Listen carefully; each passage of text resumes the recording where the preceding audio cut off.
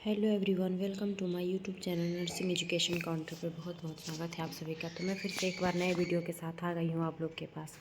और यह वीडियो काफ़ी ज़्यादा इंपॉर्टेंट होने वाला है हमारे सभी एनएम के स्टूडेंट के लिए जो एग्ज़ाम दिए थे। अभी एनएचएम का जो वैकेंसी आया था 5006 उसका जो एग्ज़ाम दिए थे उनसे रिलेटेड आज मैं बात करूँगी कि उसका कट ऑफ कितना रहने वाला है और कितना जाने वाला है, किस कैटेगरी का कट ऑफ कितना जाने वाला है। तो कंप्लीट वीडियो में बने रहिएगा। अगर आप पहली बार आए हमारे चैनल पर तो चैनल को सब्सक्राइब कर दीजिएगा, लाइक कर दीजिएगा हमारे इस वीडियो को, ताकि हमारा मोटिवेशन बना रहे। तो आइए समझते हैं।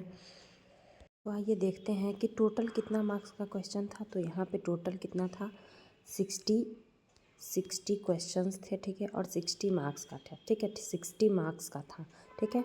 तो आइए यहाँ पे समझते हैं। तो यहाँ पे जैसा कि दिया गया था कि जो टोटल मार्क्स आएगा उसमें से आपको, जैसे कि मान लीजिए आपका 40 मार्क्स आ रहा है तो उसमें से आपको 0.8 क्या करना पड़ेगा, गुना करना पड़ेगा।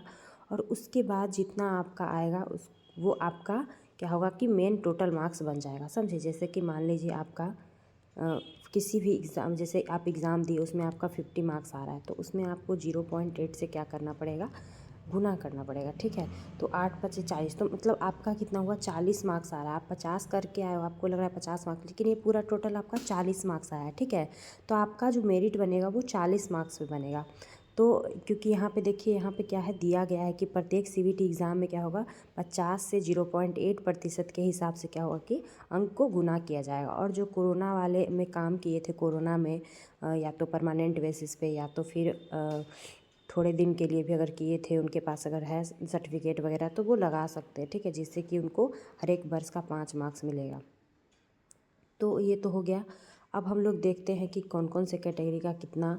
तो यहाँ पे देखिए दिया हुआ है, ठीक है। यहाँ पे एक चीज़ और देखिए कि क्या दिया हुआ है। तो ये जो दिया हुआ है कि कंप्यूटर बेस्ड टेस्ट के उत्तीर्ण हेतु न्यूनतम मार्क्स, तो न्यूनतम मार्क्स कितना होना चाहिए। तो आपका क्या बोल रहा है कि जो हमारे सामान्य वर्ग के, ठीक है, जो यूआर कैटेगरी से उनको 40% कम से कम मार्क्स होना चाहिए, तभी क्या होंगे कि वो क्या होंगे कि वो पास होंगे। उसके बाद जो पिछड़ा वर्ग के हैं उनके लिए 36%, जो अति पिछड़े, अत्यंत पिछड़े वर्ग के उनके लिए 34%, और जो अनुसूचित जनजाति के हैं उनके लिए 32%, ठीक है। तो इतने पे क्या होंगे, वो पास होंगे। तो क्या होगा, इतने पे ये पास होंगे। तो इसी बेसिस पे मैं बनाई हूँ कट ऑफ। तो उससे 1-2 ऊपर नीचे हो सकता है, 1-2 मार्क्स 3 मार्क्स ऊपर नीचे हो सकता है। तो इसके लिए आपको टेंशन नहीं लेना है, घबराना नहीं है, ठीक है। तो आइए हम लोग देखते हैं कि कितना कौन कौन सा कैटेगरी का मार्क्स रहने वाला है, कट ऑफ रहने वाला है। तो ये मेरे द्वारा बनाया गया है। देखिए कि यूआर कैटेगरी में अकॉर्डिंग टू क्या 40% पास होना चाहिए, जिसमें से आपको 45 से 50% अगर मार्क्स होगा तो क्या होंगे कि आप सिलेक्शन आपका हो जाएगा, ठीक है। अगर ईबीसी से हैं आप, ईडब्ल्यूएस से, सॉरी, अगर ईडब्ल्यूएस से हैं तो 44 से 48 तक, इससे आगे पीछे 1-2 नंबर हो सकता है, मैं बार बार बोल रही हूँ। तो इसीलिए इसके लिए आप पे परेशान नहीं होना है, ठीक है। उसके बाद ओबीसी में 36% और कितना होना चाहिए, 40 से आपका 45 अगर मार्क्स है, ठीक है। तो क्या है कि आप पास हो सकते हैं। और मैं बार बार ये चीज़ बोल रही हूँ कि वो मार्क्स कैसे होना चाहिए। तो आपका ये नहीं कि आपका 40 में से 40 मार्क्स आ रहा है उसमें से 0.8 गुना करने के बाद, जी नहीं, तब आपका कम हो जाएगा, ठीक है। तब क्या होगा, आपका कम हो जाएगा। उसके बाद है यहाँ पे ईबीसी का कितना है, ओबीसी का है 36%, जिसमें से 40 से 45 मार्क्स आपका आएगा तो होगा। उसके बाद ईबीसी होगा 34%, जिसमें 40 से 42 मार्क्स होना चाहिए, ठीक है।